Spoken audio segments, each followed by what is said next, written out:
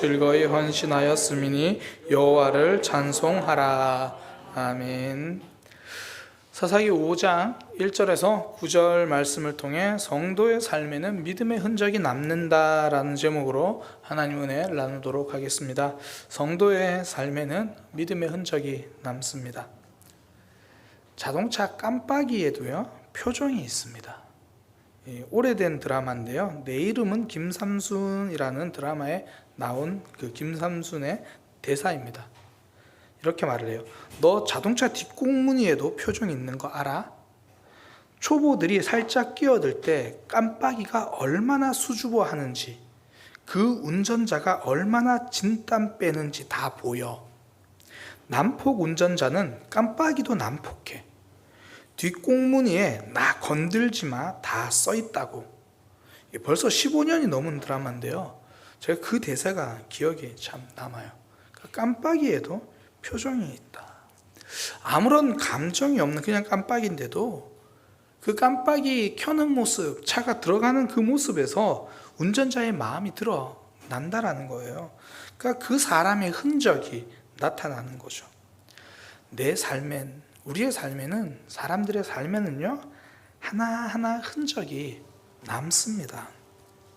목사님들끼리 함께 글을 써도 그래요. 어떤 목사님들마다 각자 독특한 문체가 느껴져요. 톡톡 튀는 글을 쓰시는 분도 있고, 담담하지만 묵직한 글을 쓰시는 분도 있고요. 평범한 일상 속에서 발견한 아름다움을 표현하는 글들이 있습니다. 그러니까 각 사람의 글마다 그 사람의 흔적이 묻어나요.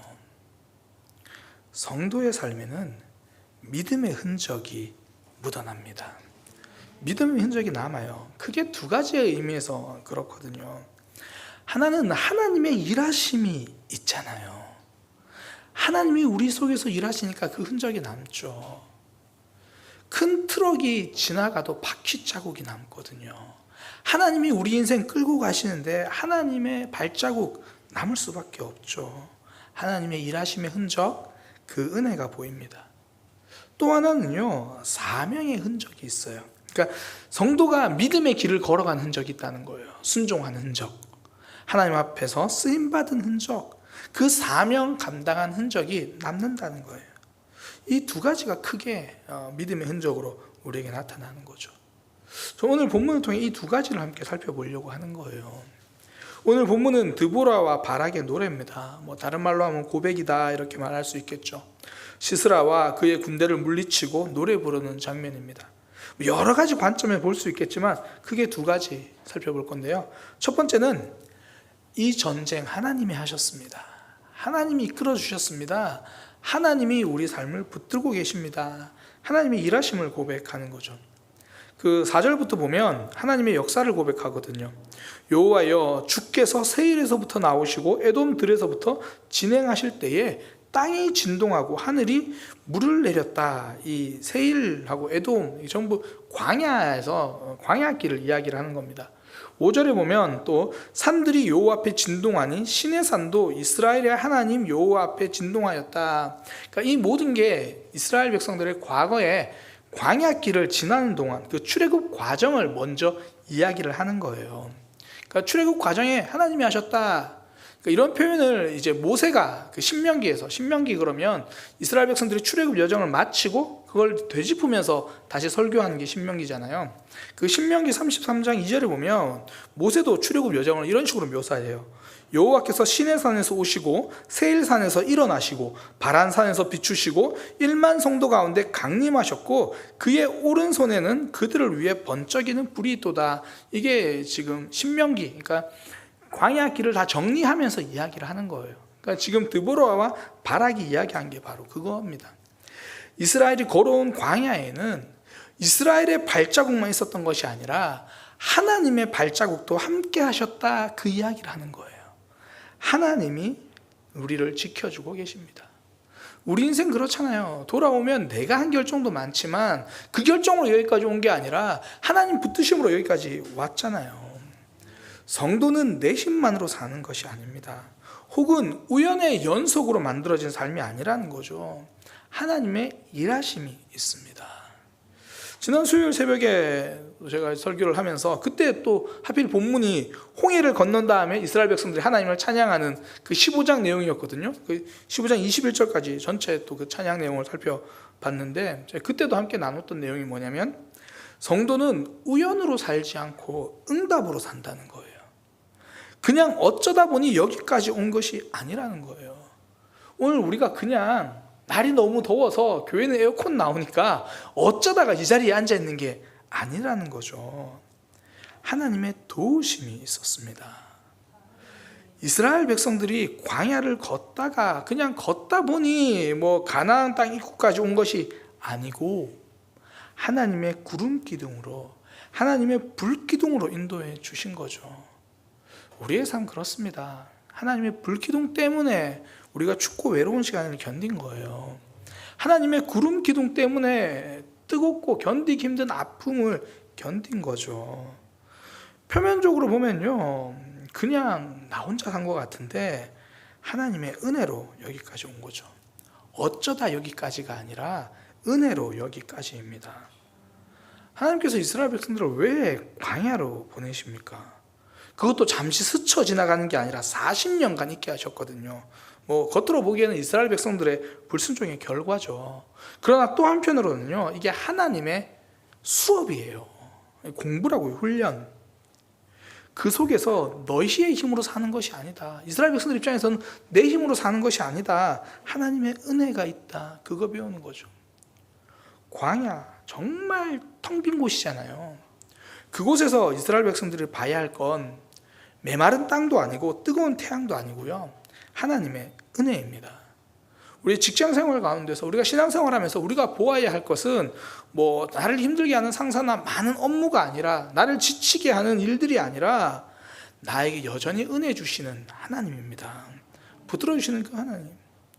비록 우리가 광야를 걸어도요, 하나님의 은혜가 공급해 주신다는 것 우리는 아는 거죠. 물도 주시고 만나도 주십니다. 때로는 하나님의 손길이 승리도 주시는 거예요.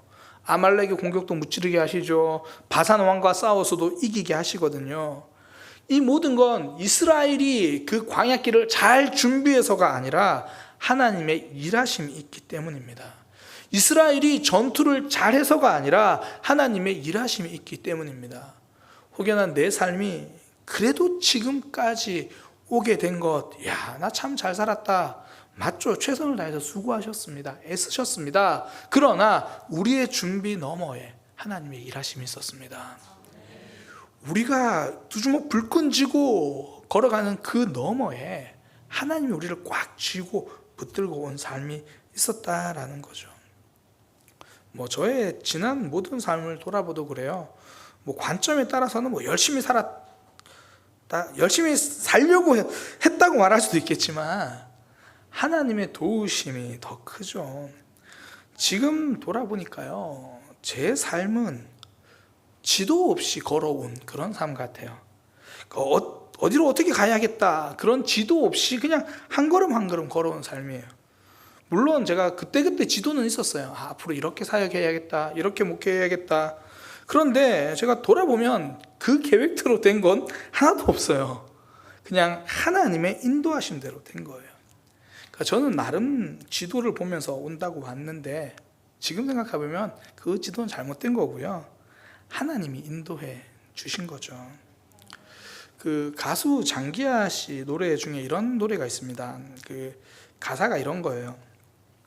이 길이 내 길인 줄 아는 게 아니라 그냥 길이 그냥 거기 있으니까 가는 거야. 원래부터 내 길이 있는 게 아니라 가다 보면 어찌어찌 내 길이 되는 거야. 그러니까 이 길이 내 길인 줄 아는 게 아니라 그냥 길이 그냥 거기 있으니까 가는 거야. 원래부터 내 길이 있는 게 아니라 가다 보면 어찌어찌 내 길이 되는 거야. 저 이 노래를 듣는데요, 정말 신앙생활이다 이런 생각이 들었어요. 우리는 길을 다 모르거든요. 이 길이 맞는 길인지 아닌 길인지, 내 길인지 잘못된 길인지, 바른 길인지 옳은 길인지 그때는 정말 고민되고 모를 때가 많아요. 그냥 하루하루 사는 거죠. 그런데도 성도의 삶은 방황이 아닌 게 하나님이 우리의 삶의 길을 열어주시기 때문입니다.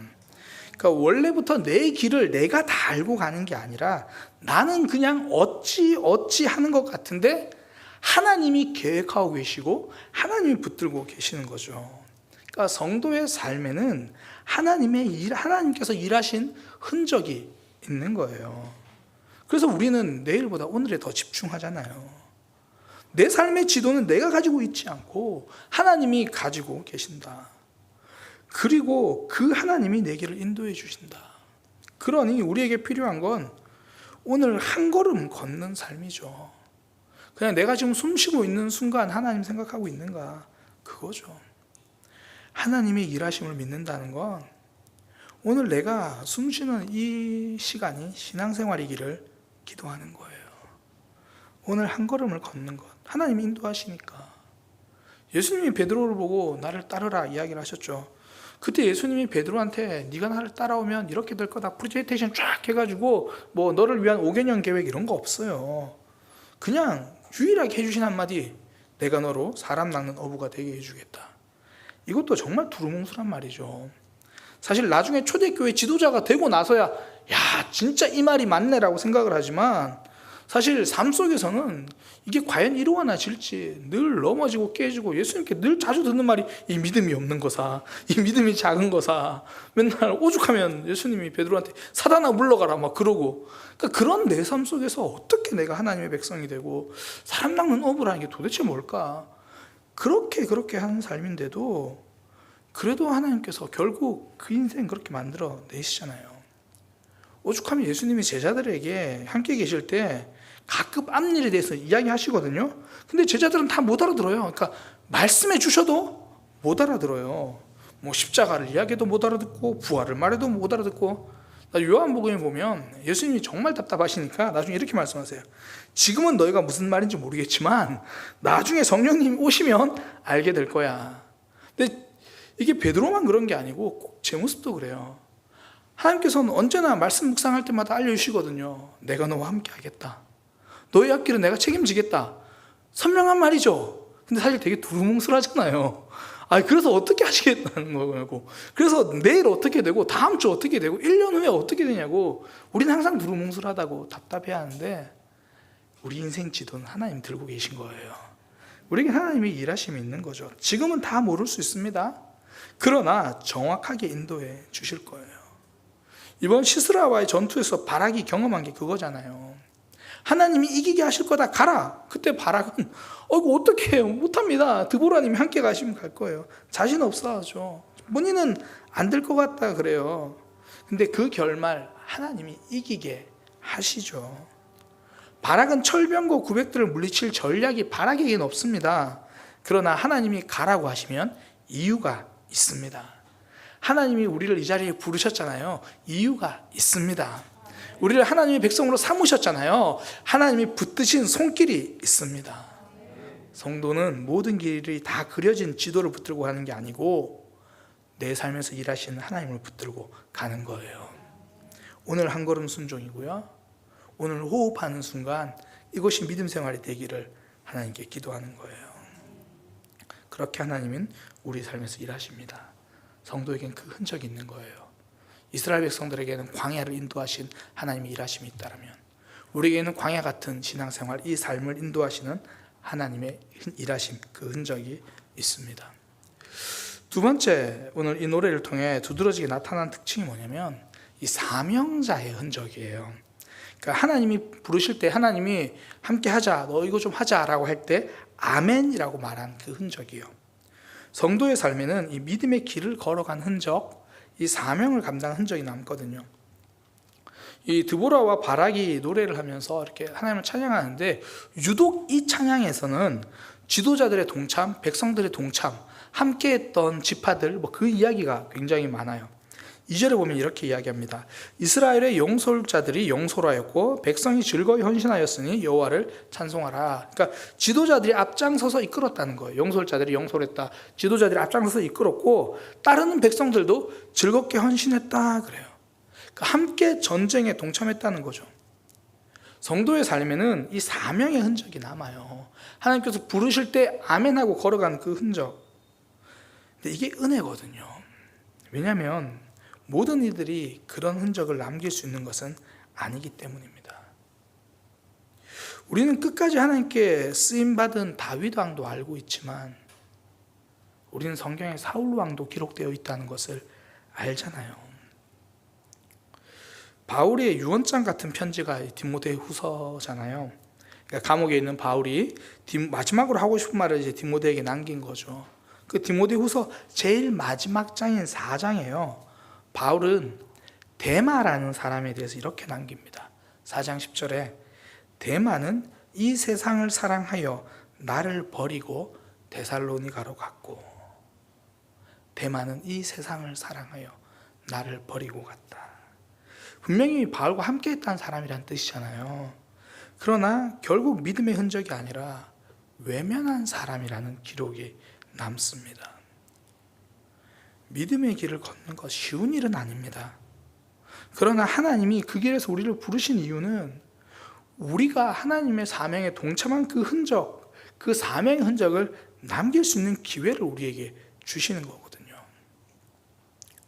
목사님들 가끔씩 어떻게 신학을 하게 되셨는지, 어떻게 사역을 하게 되셨는지 그 소명 이야기를 들어보면 크게 두 종류로 나눠지는 것 같아요. 그러니까 모세같이 사역하신 분도 있고 이사야같이 하신 분도 있고, 둘 다 대단하다 그런 의미가 아니라 모세같이 하신 분들은 이런 고백이겠죠. 나 정말 하기 싫었는데 도망가다 붙들려서 왔다. 모세가 왜 하나님이 모세를 부르시면 하나님 저 못하겠습니다 6번이나 못하겠다 그러거든요.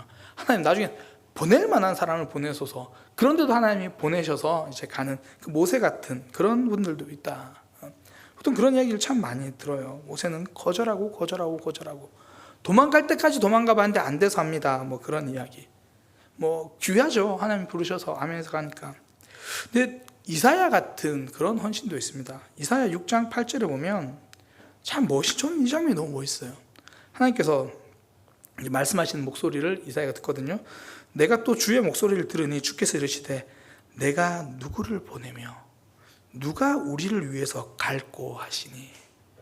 그러니까 이스라엘 백성들의 그 안타까운 모습들, 하나님 떠난 모습을 보면서 내가 누구를 보내며 누가 우리를 위해서 갈고 하시니. 그때 이사야가 이렇게 말합니다. 그때 내가 이르되 내가 여기 있나이다 나를 보내소서 하였더니. 누가 이 사명을 감당하겠느냐. 하나님 사람 잘못 보셨습니다. 보낼 사람을 보내셔서. 그래도 하나님이 보낼 사람이면 하나님 데리고 오시죠. 참 그것도 아름다워요. 쉬운 길이 아니니까. 그러나 우리 인생에 한두 번쯤은 이사야 같은 고백도 있어야 되지 않을까요?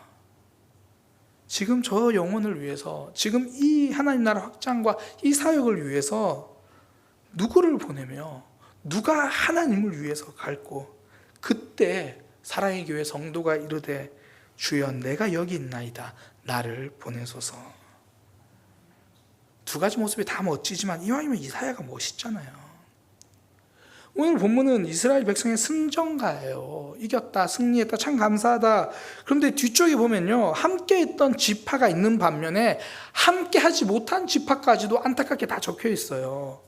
14절부터 뒤에 쭉 보면 그래요. 14절에 보면 에브라임에게서 나온 자들은 에브라임 함께 했다는 거예요. 베냐민은 백성들 중에 너를 따르는 자들이요 베냐민 지파도 함께 했다는 거예요. 스불론에게서는 대장군의 지팡이를 잡은 자들이 내려왔고 스불론 지파도 함께 했다는 거예요. 15절에 보면 이사갈 반백들이 드보라와 함께하니 이사갈 지파도 함께 했다는 거예요. 에브라임도 함께 했고 베냐민도 함께 했고 스불론도 함께 했고 이사갈도 함께 했대요. 거기까지 그런 식으로 계속 나오면 좋겠는데 15절 뒷부분에 보면 르우벤 시냇가에서 큰 결심이 있었도다. 큰 결심이라 그러니까 믿음의 결심 이게 아니고, 이 내용이 무슨 말이냐면 르우벤 지파는 우린 여기 있겠습니다 그렇게 결심했다는 거예요.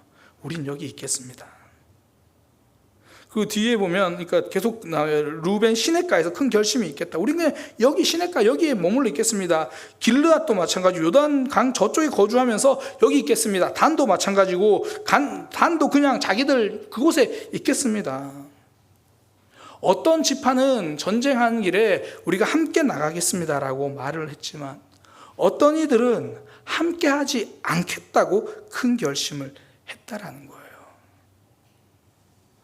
르우벤 지파를 보면서 저는 특히 많이 안타까웠어요. 원래 르우벤 지파는 참 멋있는 결정을 했던 지파예요. 이스라엘 백성들이 광야길을 건너고 광야길을 끝내고 가나안 땅으로 들어갈 때요, 이 먼저 요단 동편에 있는 땅을 먼저 점령하고 좀 빈 땅이 생겼어요. 그때 르우벤 지파가 우리는 이 땅을 차지하겠습니다. 그랬더니 모세가 걱정을 해요.